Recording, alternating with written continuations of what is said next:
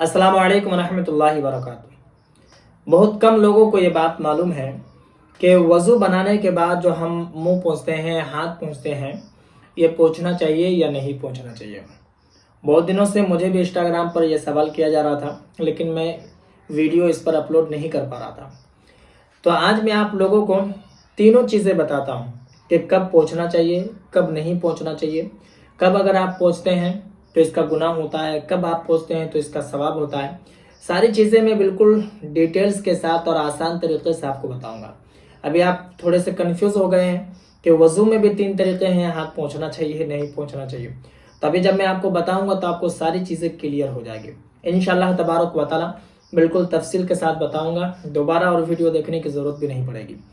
देखिए, सबसे पहली बात आप ये जानिए कि ये मसला मर्द और औरत दोनों के लिए है, ठीक है, चाहे लड़का लड़की, मर्द औरत, बूढ़ा, जो भी हो, सबके लिए।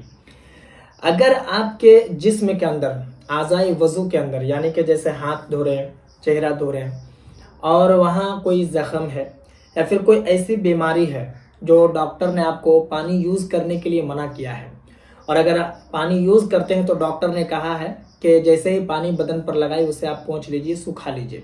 तो अगर वज़ू बनाने के बाद पानी नहीं पोंछते हैं तो वो ज़ख्म गहरा हो जाएगा, बढ़ जाएगा, या फिर वो मर्ज़ बढ़ जाएगा।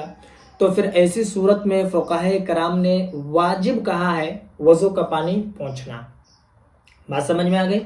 कि इसलिए कि आपको उससे नुकसान होगा, इसलिए फ़ुक़हा फरमाते हैं कि ये वाजिब है कि आप वज़ू बनाने के बाद हाथ मुंह पोंछ लीजिए, वज़ू का पानी पोंछ लीजिए। ये बात समझ में आ गई।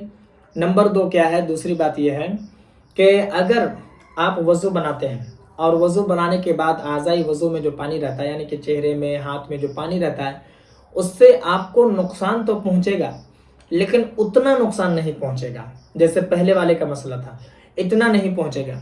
जैसे इसकी मिसाल, आप ठंडी के मौसम में आप वज़ू बनाते हैं तो अगर आप पोंछ लेते हैं तो थोड़ा आपको आराम मिलता है, और अगर आप पानी नहीं पोंछते हैं ठंडी के टाइम में, ठंडे पानी से वज़ू बना रहे हैं, अगर आप नहीं पोंछते तो थोड़ी तकलीफ होगी आपको कि भीगा हुआ है, इसे पोंछ लेना चाहिए। अगर आप ना भी पोंछें तो भी चल जाएगा।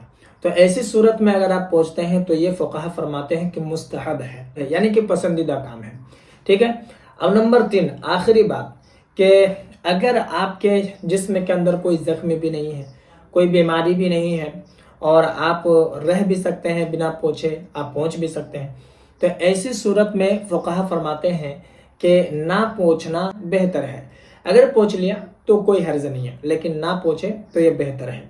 लेकिन यहाँ पर एक बात का और ख्याल रखें, ख़ास करके मर्द हजरात, लड़के, कि जैसे वज़ू बनाने के बाद अगर हाथ वगैरह से पानी टपक रहा है तो ऐसी सूरत में आप उसी वक्त मस्जिद के अंदर दाखिल ना हो, क्योंकि वज़ू का पानी मस्जिद के अंदर टपकाना ये मकरूह है। अगर कोई पानी टपकाता है वज़ू का तो वो गुनहगार होगा। तो बेहतर है कि वज़ू बनाने के बाद आप बाहर थोड़ी देर रहें, या फिर इस तरीके से अगर आप मल लेंगे तो वो पानी के असरात ख़त्म हो जाते हैं, वो जो टपकना होता है वो नहीं टपकेगा। और बाकी जो तीनों सूरतें हैं वज़ू के आज़ा पोंछने के, मैंने तीनों सूरतें आपको बता दी हैं। मुझे उम्मीद है कि मेरी बात आपको समझ में आ गई होगी। ये बातें बहुत कम लोगों को मालूम है, इसलिए आपसे गुजारिश करूँगा कि इस वीडियो को जितना हो सके मुसलमानों में ज़्यादा से ज़्यादा शेयर करें। और अगर आपके मन में कोई सवाल या फिर कोई डाउट हो तो आप मुझे कमेंट पर ज़रूर बताएं, और अगर नए हैं चैनल पर तो चैनल को भी ज़रूर सब्सक्राइब कर लें।